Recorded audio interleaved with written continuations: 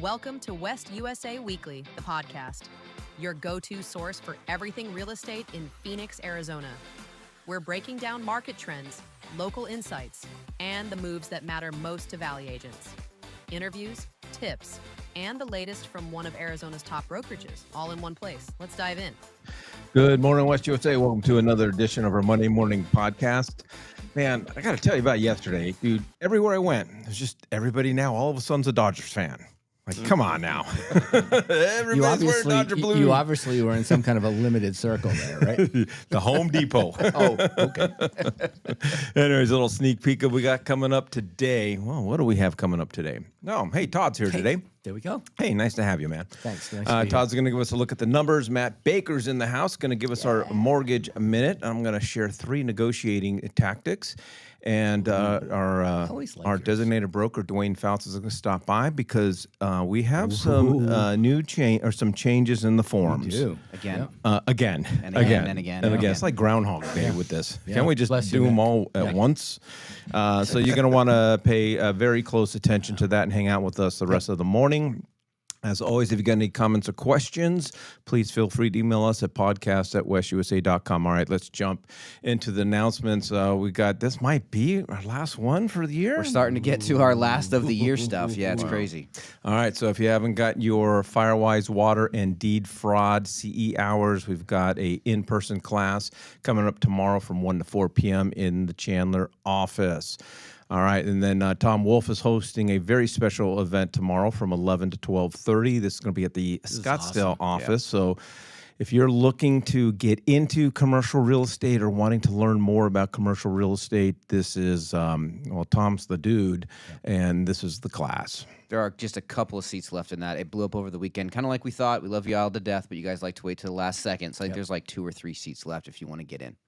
All right, and then we have, for those of you that are new to West USA and want to get a better understanding of our technology, React is starting tomorrow.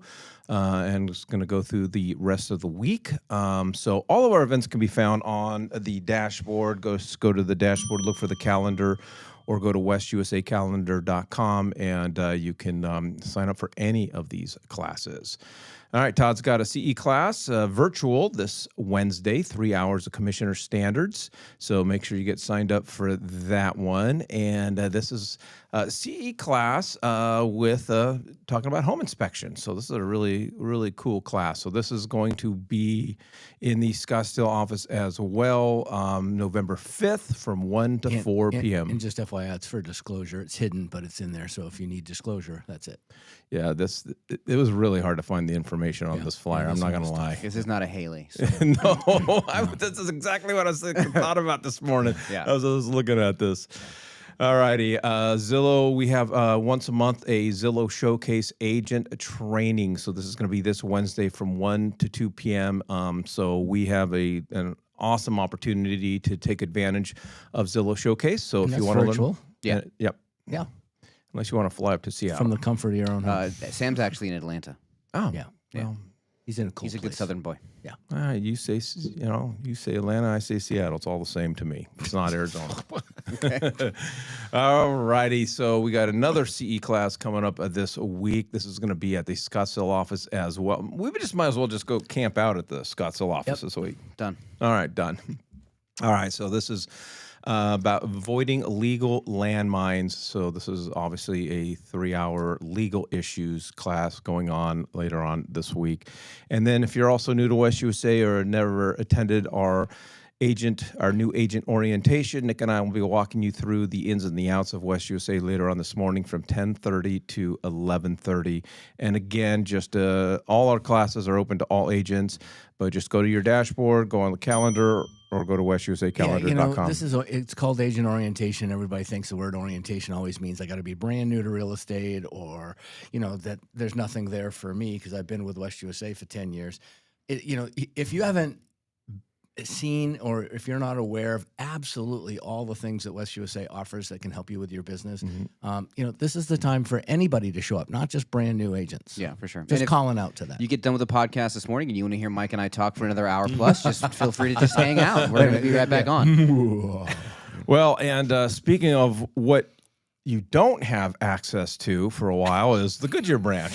Yeah, so we was a decided good lead-in. to shut the Goodyear branch down for just a little while. That'll allow for the construction crew to really dial in on the renovations. They're not little renovations. We're going completely floor to ceiling, rehabbing the entire office space. We're very, very excited for what that outcome is going to be, but we figured let's give the guys a little more opportunity to work instead of just the evening. So they're going to be in Janet and Veronica is going to be in Surprise. You can reach out to them as you always have through their email or calling the main line.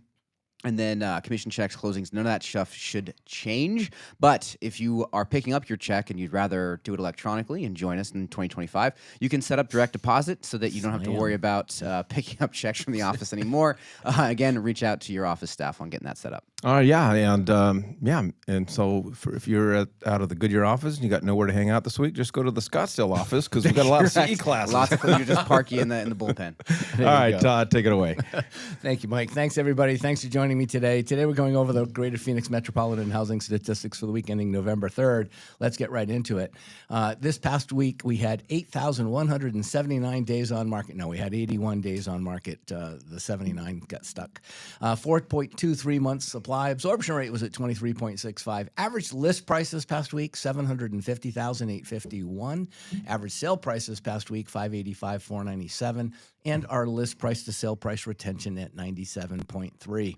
Active inventory declined for the first time in a while, 26,154. Pending is sitting at 3,762, and closed units month to date is at 6,183.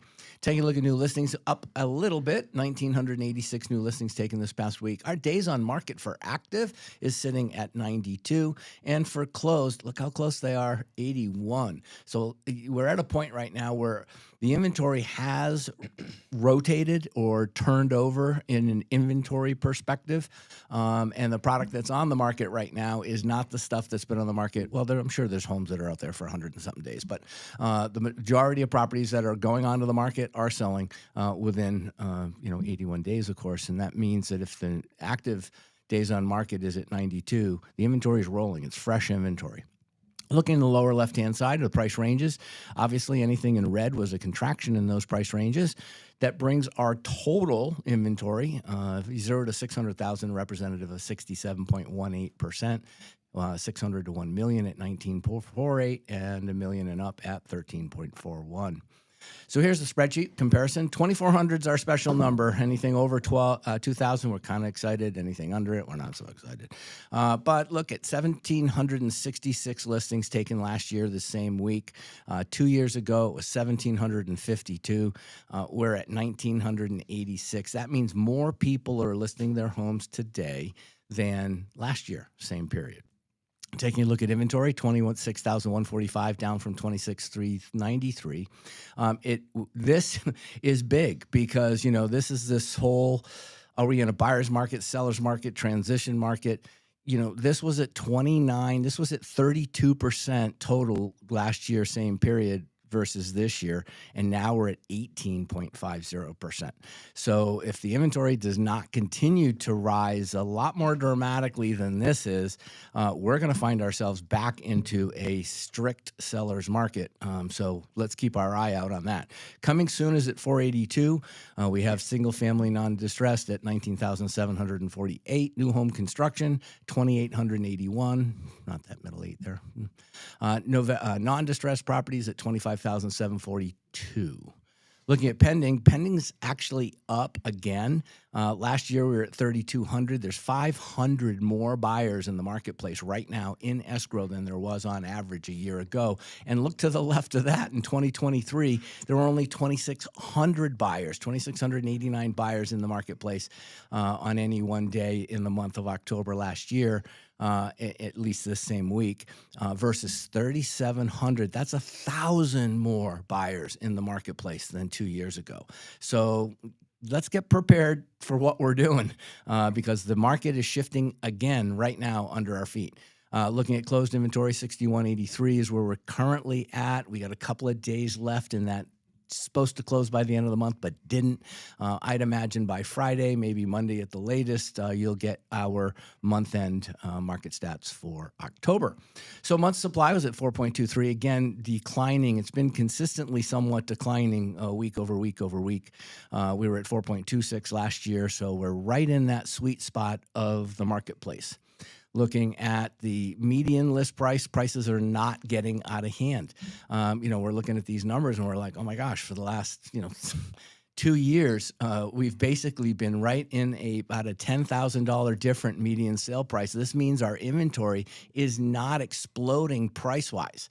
And that's a really important thing. When you're talking to buyers, yes, it's expensive to buy homes. Yes, you got to stop buying the $10 coffees. If, follow the, the best rules of financiering. But again, this is not being blown out of proportion.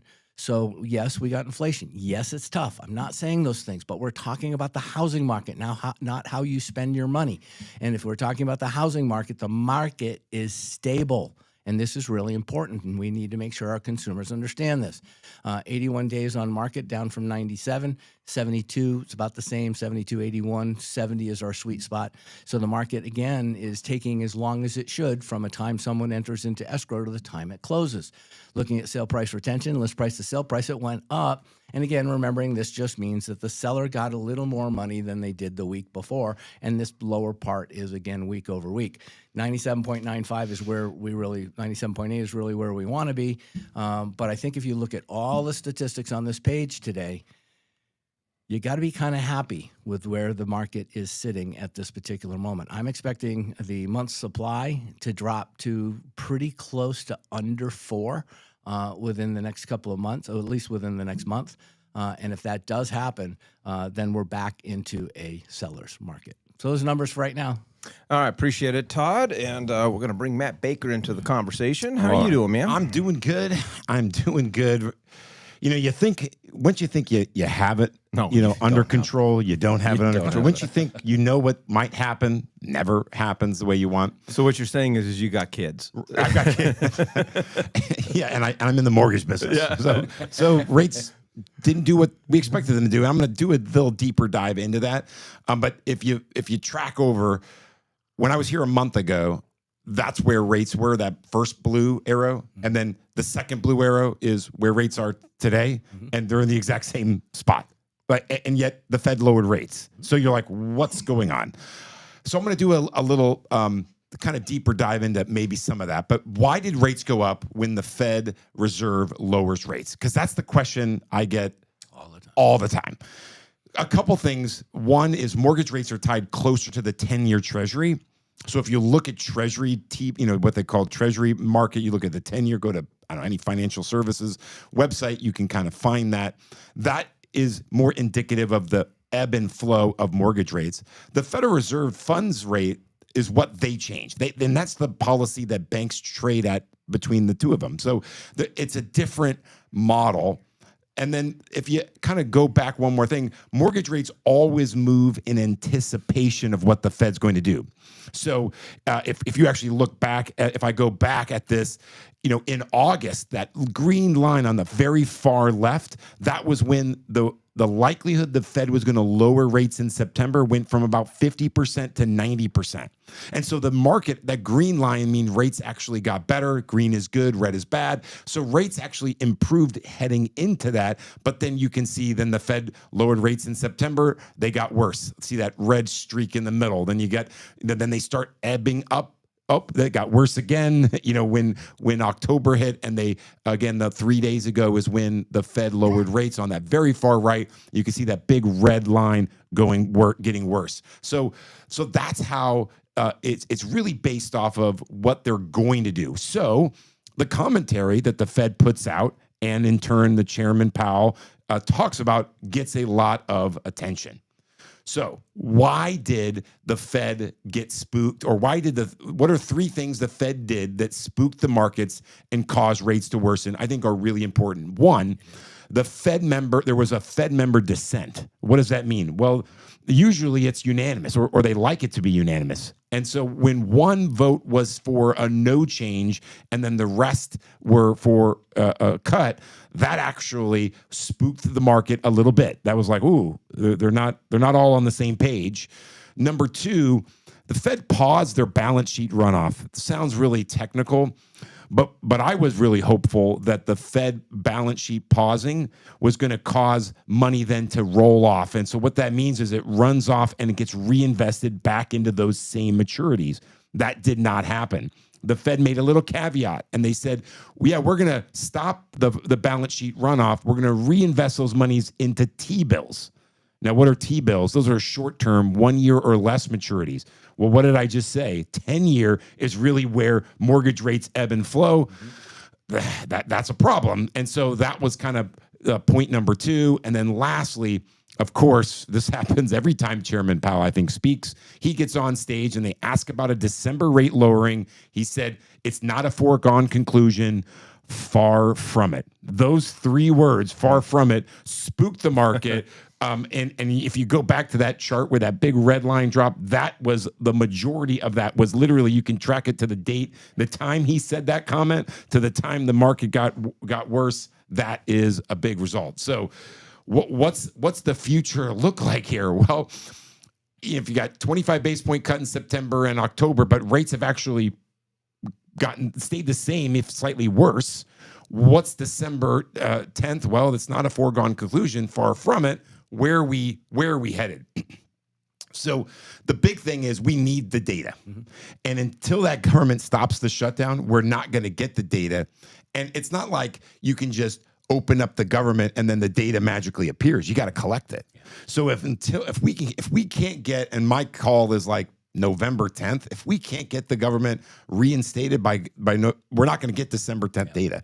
And we need the data. And so if you want lower rates, we need the government to not be shut down. We need the data so that there's something because right now the Fed Reserve has kind of that like, oh, I don't have any data, that they have that out. Yeah. And we can't give them the out if we want and they've really said, hey, it's not a foregone conclusion because we don't have the data. So we really need that in order to move the needle forward. So hopefully that was helpful into a little deeper dive into kind of the why behind the Fed. What the Fed does is the bottom line does not move mortgage rates.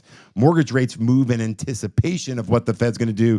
And this uncertainty is really causing rates to get worse. And that's not what we want. In fourth quarter, usually, historically, there's something that is done to make the market to have that consumer confidence because they want a good holiday shopping season. And the 75% of our market is consumer spending. Yeah, exactly.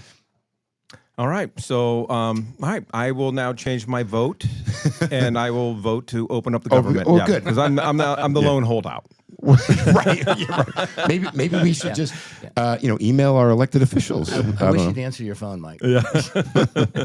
All right, Matt. Appreciate it. Really good stuff this morning. Thank you. All right, we're going to jump into our 3-pack this morning. Talk about some negotiating tactics, and I put this together last week, like Wednesday. So. Oh, wow. This is going to be a surprise for me, too. It's always fun when you prepare, but then you prepare too far away. Yeah, I know. All righty. So we're going to talk about some negotiating tactics. All right. So this really just comes down to, focusing more on buyers right now.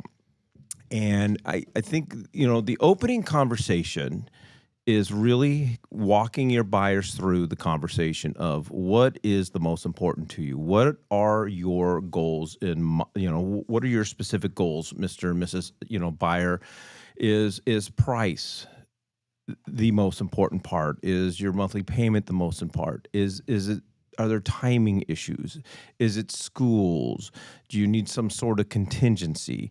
Because I'm telling you, it saves a lot of time when you have a deeper conversation with a buyer about really, what are your goals, but then what are your top goals? What are we really trying to, achieve here? And so when I'm sitting down, especially with a new buyer going through the buyer consultation process, that's really one of the very first things that we really dive into and get into because of its pricing. Okay, then we're going to be looking at homes that are been on the market a lot longer. because chances are you're going to have a better opportunity to get a better price.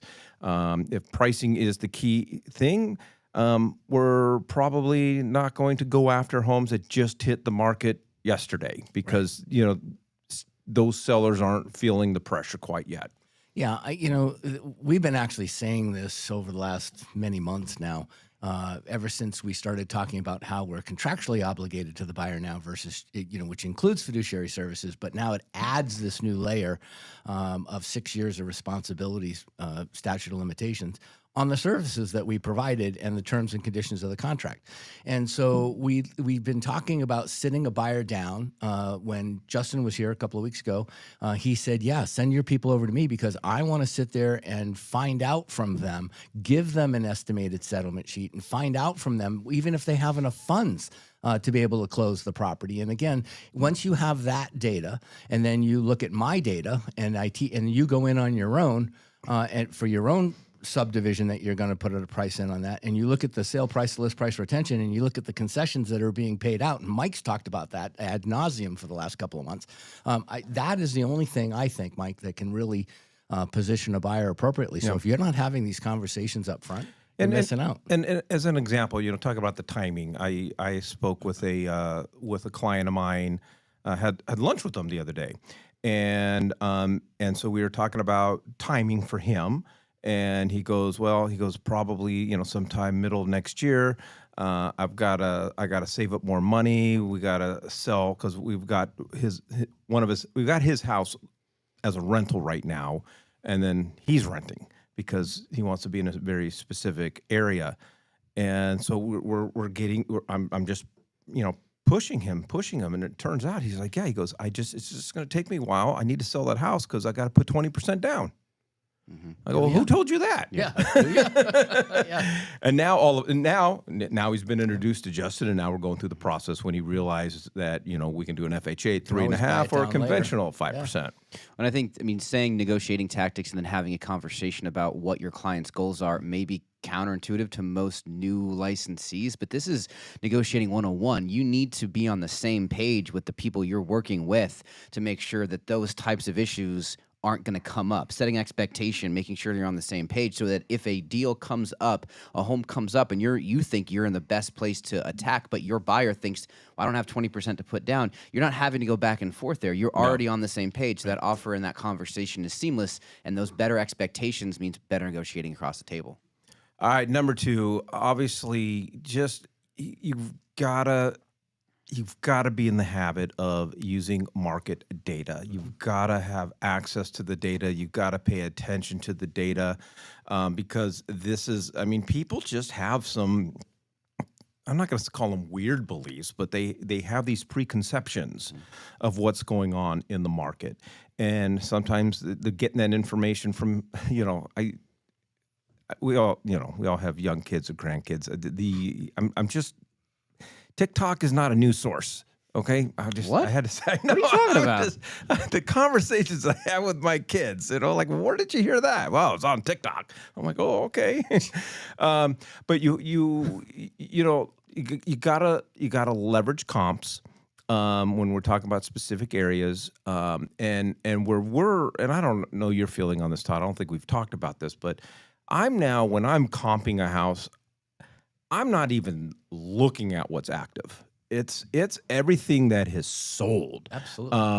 In the past, we'd take a look at everything and kind of tell the story, but I'm not even looking at what's active. We're looking at what has sold, and if anything's pending or under contract, doesn't mean that you can't call the agent and be really, really nice to them and try to find out what you can.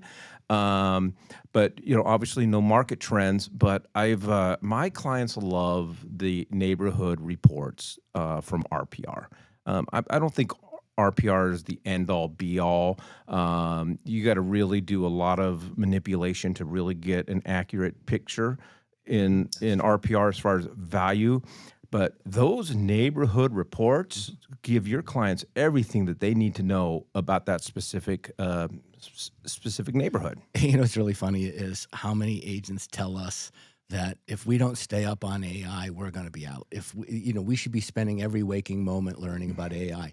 No, you should be spending every waking moment learning about the data sources that you have and how to interpret your own market before you ever step into something that really is maybe for fun.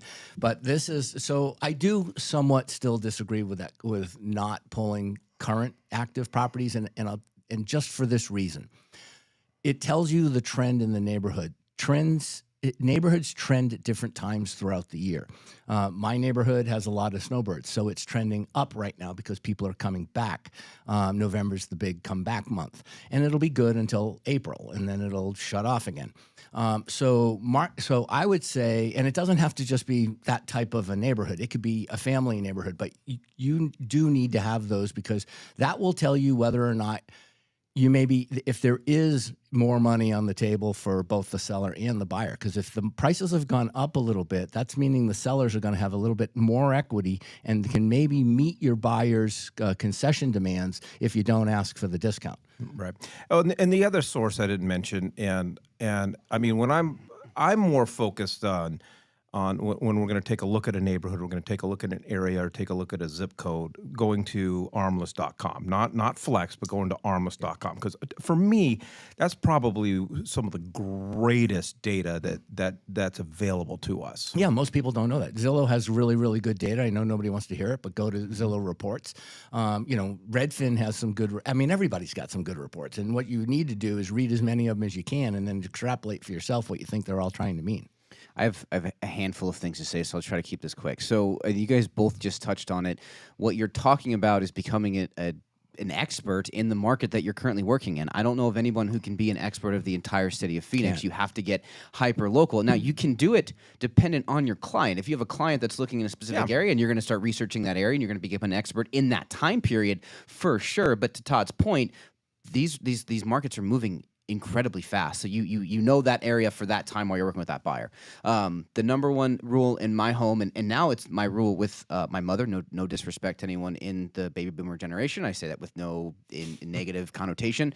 What you read online, the number one rule in my house, what you read online is fake until you prove otherwise. So before you start quoting any article or you put that in your brain to use it for knowledge, make sure you're clarifying what the source is. And then the one thing that you had said, Todd, I don't disagree. We're using AI for I didn't way mean to too say much. Not, No, I get it. But I mean, Zillow's just done a huge integration with ChatGPT. We're seeing these companies take all of their data and they're dumping it into these systems that are learning. So when you are comping an area, you're getting a step up if you leverage AI in the correct way. You have to dump in the right data and then you get the right response back. If you're just saying comp this area, you're not going to set yourself up to win. Yeah, so what you're saying, Nick, and this is a good point. My comment said one or the other.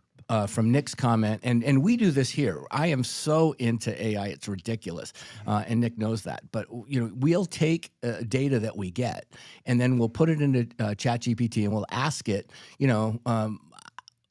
how do I present this to my client who's looking for this price home, this number of bedrooms, this, and then let it come back, and you can continue to go after it. But here's the other thing: ask it to challenge itself. Yeah. Ask it to say, if there was going to be an objection to this information by this particular consumer, what are some of the aspects that they might have as a reply? All right, and then know the other agent. I've talked about this a lot, and I'm just very, very religious about this. If we have identified a property that we are going to make a play on, I'm researching the other agent before I pick up that phone and before I start the negotiations. There is a difference between an agent that's had their license for a month as opposed to an agent that's had their license for 20 years. But that doesn't always mean anything, because I've dealt with agents that have had their license for a year and they've sold more homes than the agent of 20 years has sold in their entire career. They just activated their license last year. Yeah, so exactly. So I want to know how long that they've been in business. I want to know what brokerage they're with, because I'm not going to get into it, but we know certain brokerages provide better support and education than other brokerages. I want to know if they're on a team because there's a lot of really good teams, a lot of bad teams. Who's behind them? Who are they leveraging on? Because at the end of the day, if I'm working with a brand new agent that does not have experience, I'm going to be able to take advantage of the situation. And for me, that's my job, working with a buyer, as long as it's in an ethical way. And then I'm always having that conversation before you make an offer. Call the agent.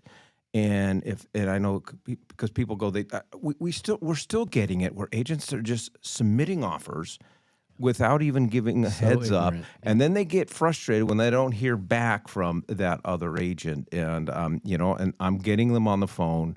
And typically it's an easy, because if they don't pick up their phone, it's just a text. Hey, this is Mike with West USA. I got a client interested in 123 East Main Street. We have a couple qualifying questions before submitting an offer. And that typically works every time for me.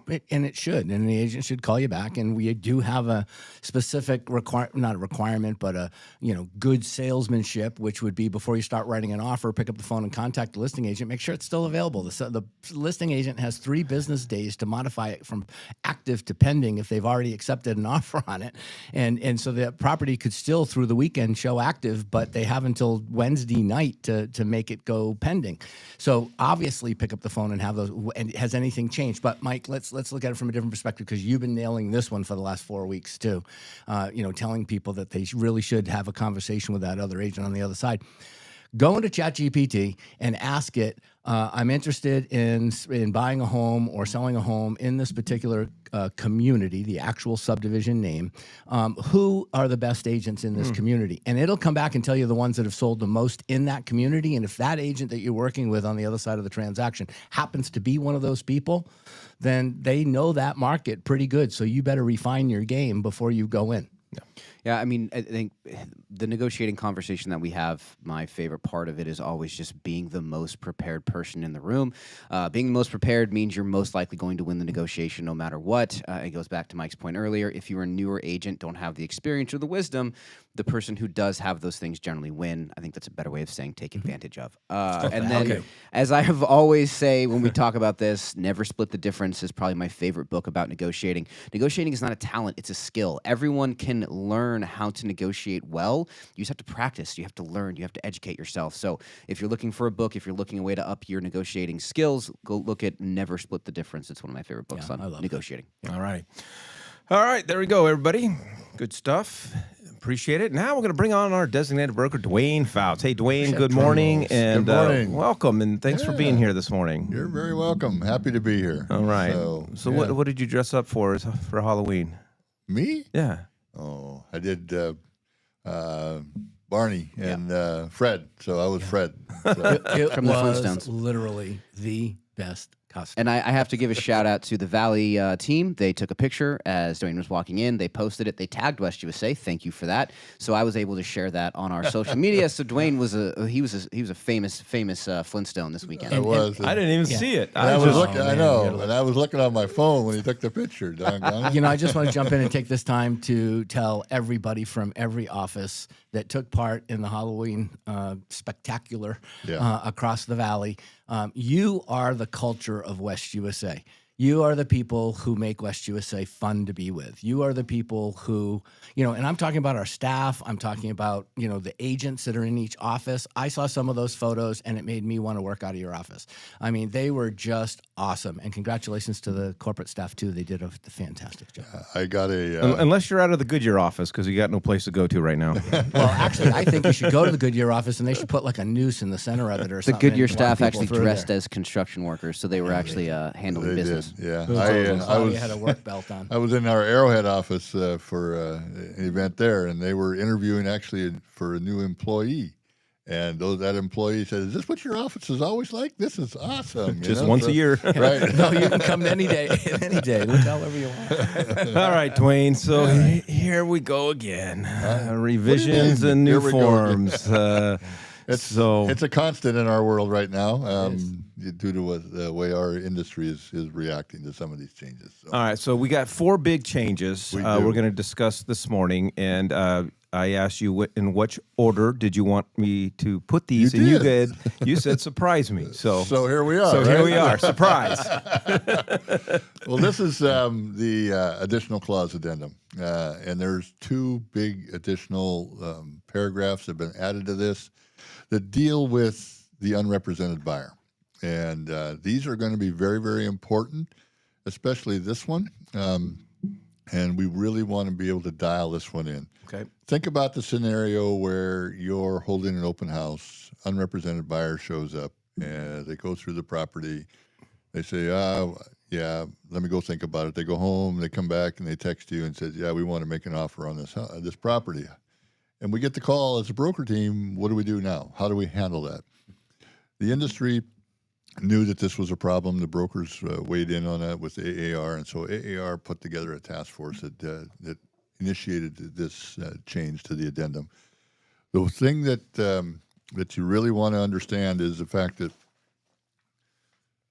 normally what we would have been telling agents is just write an offer from the seller to the buyer, which is unconventional, right? We don't see I've that said that very before, often. yeah. Right.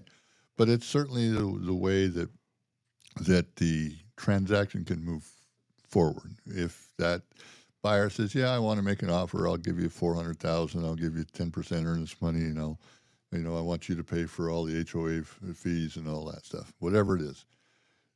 This clause designs the contract to be able to initiate that offer from the seller, from you as a listing agent, to the buyer. It's going to be a little wonky to learn at the beginning how that process should work, but it really is a pretty smooth way once you figure out how to do it. So the first thing that it deals with is in the time for acceptance period of the current contract. It removes that because that's designed for the buyer to issue the offer to the seller and withdraw their offer if it isn't responded to during the time period. This reverses that and basically allows the seller to sign the contract first, send it to the buyer, and now the buyer has whatever time period up there to respond back. But it's initiated, the time period's initiated by the seller versus the contract saying Correct. it's initiated by the buyer. Correct. Gotcha. Okay. So this specifically removes the time for acceptance period in the Terms of current acceptance, contract and replaces it with this. Perfect. So whenever you're that listing agent and you're making that offer to the buyer, you're going to want to attach an additional clause addendum, and you're going to want to check off line 70 on that. Now, just a quick question. Are you still advising to check this box and fill out this form, or are you desiring that they would basically put this on its own addendum? No, it would be attached with the form, the additional clause addendum. Okay, so the other terms in the additional clause addendum that might benefit a buyer that You can check some of those if you wanted to. No, but yeah, well, but normally, if it's coming from the seller, you're not going to check those boxes. No, right? I understand Right. that. That's, So- that's what I was trying to say, though. Coming Yeah. from the seller, aren't you giving buyer terms that they might be able to come back with as a counteroffer? You could. I mean, that if you're going to do that, you've got to modify it. If you're going to copy and paste this into the additional terms of the purchase contract, you're going to have to modify some of this. Yeah, I language. was saying put it on a separate. Yeah, but even if you do that, addendum to the yeah, but you can't put I it on an gotcha. addendum because an addendum is to make the change and this this existing Sorry, contract. that Yeah, was a delay. that's okay. So does this in any way replace the need for an unrepresented buyer form? No, Okay. It Just wanna- does not. Well, I Yeah. know the answer, but I wanted to clarify yeah. that. So you're going to have an unrepresented buyer form. That will be the first thing you start with. So let's assume that now we've got this. We've had the seller fill out the top portions of their 1 through, line 70 through 80, and we get a buyer that says, "I don't like the terms that the seller is offering me, and we want a counteroffer." How do we do that? Well, this outlines what the buyer has the right to do. Oftentimes, you can't share AAR forms with a non-realtor, right? Mm-hmm. So you can't give them a blank counteroffer to counteroffer back, and there's really no way for the buyer to do that because there's no checkbox on the contract that says counteroffer coming, right? So what's going to happen? Most of the time, that buyer is going to text back, email back, They're going to communicate with you in some manner to say, I want to change these terms. I won't offer you the 450. I only want to offer 400. That's what I told you in the beginning, right? So what do? What you should do is, if you look at the very first line of this contract, it says that the all previous offers and counteroffers made by either the seller or the buyer are hereby rejected. So what the advice is of our attorneys is, every time that buyer wants to counteroffer, and however they give it to you, just rewrite a new offer, include this language with it on the subsequent offers. The goal is to have one specific document, one contract that's got all the terms that the buyers and sellers have agreed to. And the date up there on line 7172 over there under terms for acceptance will be the controlling offer at that point. So we're kind of giving buyers a couple of chances to sign a purchase contract. The 1st one, every time they want to change a term, you're giving them another brand new one. Another brand new one. And you're including this particular clause again. Absolutely. Right. Okay. Just want to make sure everybody, okay, we're on. Which is what's different and what's going to be a little wonky to learn with, but that's the way that we're being advised to do it, because the goal here is to get one document with all of the subsequent terms on there, okay? And the only way to do it in our current environment is to reissue a new offer from the seller to the buyer with the terms that are going back and forth. Cool. Does that make sense? Yeah.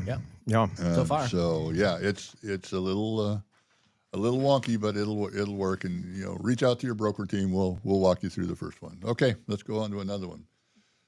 This is the next clause that was added to the additional clause addendum. This goes in conjunction with the previous one, and this deals with unrepresented buyer notice, right? Why is this important? If you know in your contract, notices are given to who? They're given to the broker on the Section 8 buyer's broker. Sign. On the buyer side, 8Q and 8R. That's where notices are supposed to go. Page 10. If there is no broker for the buyer, where are we supposed to be sending these notices during the contract period, right? This line in this paragraph tells you now we can send it via email to whatever email address the buyer puts in. It takes out the sections 8Q and 8R in the contract. And it says that this electronic, either delivered in person or this electronic email, gives now a specific legal point of communication with the buyer. Correct. Yeah. And that's why it's also important when you're the buyer side or the seller side, when you're filling out those sections, make sure you have your good email address in there. So those are the two big changes in the additional clause addendum, deal specifically with unrepresented buyers. Well, I want to just talk I want to talk another minute or two about unrepresented buyers, because we had Marge Lindsay on last Monday, and we actually got into this. Okay. And so I think, and I've been guilty of it, of taking the stance of, if I've got an unrepresented buyer, I understand my fiduciary responsibilities to the seller. I'm not going to give them any type of information that would be inappropriate, but we would traditionally just have a conversation with the buyer. Okay, what do you, I'm the go-between. What do you want to offer? What are the terms? Right. And then putting together a purchase contract based on that. And so this seems to, I'm not going to say it's changing things, but my understanding is that's not the best way, because it should be initiated from the seller. But is there a problem with? No, because if you think about that unrepresented buyer, whether it comes from an open house or off a sign call or wherever,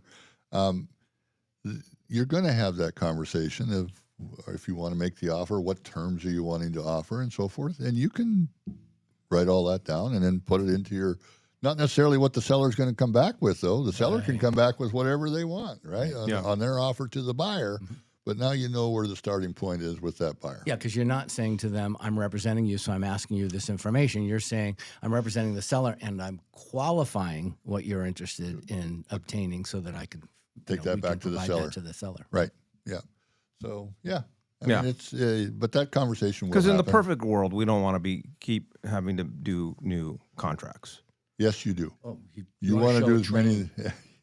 Every I time meant in that buyer, I'm talking about in the Paper perfect trails. world, the first contract is the meeting of the minds. you would hope so, but it. That's why I said the perfect world. Yeah, in a perfect world. Yeah. But okay. You're negotiating with me, Mike. Yeah. Now, wait a minute. Now, in a non-perfect world, that's what brokers are for. So let's go. All right, let's talk about some compensation. Yeah. So, along with some of these changes that came out here the 1st of November, there was some changes to the real estate purchase contract. This is probably the most significant one on here. It's talking about the ability of you as a as a broker, no matter whether you're on buyer or seller side, that you can receive compensation from both parties. One party. Yep. Which is actually statutorily required disclosure as well as a code of ethics disclosure, right? Now, when the clients sign this agreement, the purchase contract, that language is already in there, giving us the ability to get compensation from both parties. Where this became an issue was with buyer brokers who didn't get the full compensation negotiated through the SCA. And so they ended up getting some money from the buyer and the rest of it from the seller, and that wasn't authorized within the contract. It didn't comply with statute, didn't comply with code of ethics. The other little change here was you'll see the word shall marked out and produce may. This deals with delivery of a buyer broker or listing contract to the escrow company. A lot of people didn't realize this, but the actual contract for many years has said that the broker will or shall provide a copy of those documents. And we've always, as brokers, saying, we don't want to do that. So now they've changed that to may. So that helps us a little bit in that world. Well, with that, I was going to save this for next Monday because we have Claudia on, because this was actually a broker question I had from a team member last week. Sure. So I called Claudia, and I pretty much just go down the line. I call each of you, and if you don't answer, I go to Kyle if he doesn't, Or you just shop until you get the answer you want, right? Sometimes. No, it's more or less. I know. Okay, we don't want to get into that. Right. But okay, so. We were in that situation where I got a team member receiving X percent from the seller and a buyer broker agreement that was higher In excess, yeah. and the buyer agreed to make up the difference. So what is the process of, as far as paperwork or working with the title company? How does that happen? You just have to educate your buyer that they're going to have an extra line on their settlement statement that says that they're going to contribute whatever that shortfall is. Because I think what a lot of agents think, okay, I'm going to have Todd Leonard coming in with the extra number of bananas and having him just write a check to West USA. I think that's where the question was, as opposed to having it a line item on the estimated settlement sheet and taken care of at escrow. It has to be through the escrow company. Yes. Yeah. Okay. So, yeah. So that's a common, I guess, question as well. But it should be on the settlement statement. Or you could kind of look at it, it's fine to change, but or you could look at it as though now it's customary that the buyer's compensation will show up, buyer broker's compensation on the buyer's side, and what you're looking at is for the seller contribution towards that to be on the other side. It can be, yeah. Yeah. There's one more change that I didn't give you the red line on, Mike, that I wanted to talk about just briefly, and that's in the seller concessions area, lines 100 through 110 or 103 or whatever it is. In there, it said that any of the concessions could be used by the buyer for basically anything that the lender allowed, right? Well, now they specifically added broker compensation as well. So it's in the document now. Broker compensation can be used because lenders do allow that. They allow A lot do. they allow the maximum seller compensation number to be exceeded. Okay, that was going to be my next question. So just as long as it being exceeded is caused by a portion of the compensation being paid to the buyer's agent. correct. Yeah. Okay, friends, I have to say it every time we talk about solar. Friends don't let friends buy solar. So that's my. I don't know about that. If you can steal solar for a fraction of the dollar, get it. If it's owned.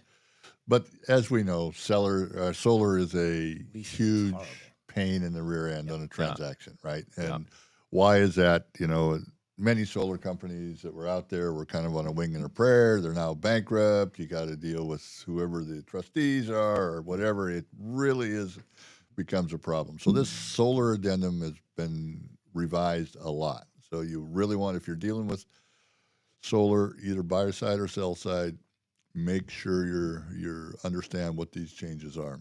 And I only gave you the first one. This is at the very top of the form. You can see, but it talks about what the process is of transferring. So this isn't talking about assuming a loan or assuming a lease. This is about transferring. So whether it's going to be a owned system that's being transferred or a leased or a system with a loan on it being transferred. The biggest thing here is what the process is. The previous form said that the buyer didn't have to engage with the solar company until when? After the due diligence period, right? That's too late in the process. It really is, because of the delays that happen in the transfer of the whole thing. So this form now puts the onus on both the buyer and the seller as soon as that property goes under contract to engage with that solar lease company. The rationale behind that is we found that later start date by the buyer and the seller led to delays in the closing. So it's easier to withdraw for the buyer to withdraw an application to transfer or to assume a loan or a lease than it is for them to start late in the process and end up with a delayed close of escrow, right? So which is typically the hurt point of why we don't like solar. Well, that's a big part of it, right? So this instructions here is something that you should pay attention to as well, because we see too often that the proper boxes aren't checked on that form, right? So make sure you take a few minutes to kind of understand what it says. So if the appropriate box on line 15, if the solar is being purchased outright, that's another thing that we had some challenges with in the solar addendum was the seller was under a loan or a lease, but the buyer had negotiated for the seller to pay it off at close of escrow, right? So that wasn't really addressed in the old form. Now it is addressed. We'll if it is going to be paid off at close of escrow and as a condition of close of escrow, then sections 1 and 3 will be completed on that solar addendum, and so forth. So, and then if it already is owned or subject to a lease or unpaid loan, then sections 2 and section 3 will be done. So that's one of the big changes in here. But the key thing is, when do we initiate all these applications to the lender, and when we do that? And that's now moved to as soon as that property goes under contract, you have to engage with that solar company, whether you're a buyer or a seller. So would a listing agent who is one who doesn't like obstacles, I don't want to call him a better agent than another, would then this not be included in the additional documents tab along with, say, the SPDS? Or do you prefer that they don't put those things in and at least get an offer and then, according to the terms of the contract, deliver the docs? So this solar addendum would come with the offer from the buyer's side, typically. The SPDS, my preference is, and my advice, and that's a little off topic, but you don't put that in the MLS. And the reason is you want that buyer to get engaged first before you give them the disclosure. I know there's different philosophies on that. All I ask is for listing agents to put the HOA addendum in the documents wouldn't that tab. be nice? that'd be swell. Yeah, yeah, it is. So there's another change in here that I didn't give you the red line on that is important as well, and that is the experience has been that when a buyer goes to assume a loan or a lease, oftentimes the lender or the leasee, the leaseor, will change the terms of that agreement. So if you wanted to take over my loan or my lease, now you're going to have to pay some fees. You're going to maybe get different terms, different interest rate, whatever. Okay. The other form didn't address that and what the buyer's rights were in those. So now this form does say that the buyer can elect to cancel if the terms are not the same as what the seller initiated early on. So that's another reason, if you're on the seller side, you want to have that communication early with your solar company to figure out what their terms are going to be, because it can kill your deal real quick if they're going to want to try to modify the terms of their existing lease or loan. So I think that's a good thing for both parties, really. But you just need to know that that's one of the changes in there. And the last thing is the transfer fees. That was moved into Section 3 out of Section 2, because transfer fees apply to owned as well as leased or property, finance transactions. And so now they moved that into there so that it applies to both types of transactions. So, but this form has got a lot of significant changes into it. So if you're dealing with leases or solars on anything, All right, so we're knee deep into one right now. Oh boy. Okay. No, I meant we executed the old solar lease addendum, and now we got a new one. Yep. Where it makes it really complicated. It's a short sale, so boy. The bank has all the documents on it. Right. But if we're midstream in an escrow, what do we replace the old form, or just wait till we get a new deal? Yep. Okay. Yeah. No need to go in and replace it at this point, in my opinion. We'd have a question come in from the Marge Lindsay. Uh-oh. The question Marge. is the listing agent able to provide the buyer advisory to the unrepresented buyer? Does copyright apply with that form? The buyer advisory is not copywritten by AAR. And could the listing agent provide that? I wouldn't have a huge problem with it. You just got to be careful you're not offering representation, right? And that's where you're kind of treading a fine line. But Well, I think I think Marge said it last, and then I think Claudia also said it. So I'd ask you to repeat it. There was a comment made from the broker team whenever a listing agent's dealing with an unrepresented buyer, including like a clause on the top of every email that said something like, "I do not represent you." Yes, absolutely. That's just good business practice when you're in that. Just remember, I do not represent you. And have a good day. And have a good day. back to the buyer advisory. That was actually it was created originally by the Arizona Department of Real Estate with the assistance of the Arizona Association of Realtors. It's the only document that resides on the department's website. Yep. It's not the most updated version. The one that's there was the original version. And so it is publicly available to buyers right there. However, again, talk to your broker to make sure that your broker wants you to give them the updated version, which is the most current, which is in many cases, if we're representing a buyer, the most important document to use is the most updated.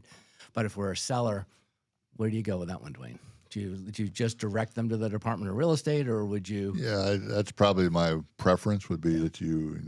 But again, it's that's one of those things where you're kind of treading on a fine line. No matter how you do it. Right. Exactly. Yeah. All right, Duane. Good stuff. Appreciate it. You think so? Huh? Well, I hope somebody learned something. Yeah, and then we'll see you next month with a new next one of changes. What class am I teaching Wednesday? What was that one? All right, we leave everybody with the quote of the day. Is this Carlos Yeah, Cicero? I got it going. Yes. All right. Nice. Gratitude is not only the greatest of virtues, but the parent of all the others. Appreciate everybody joining us. Go out and sell a home.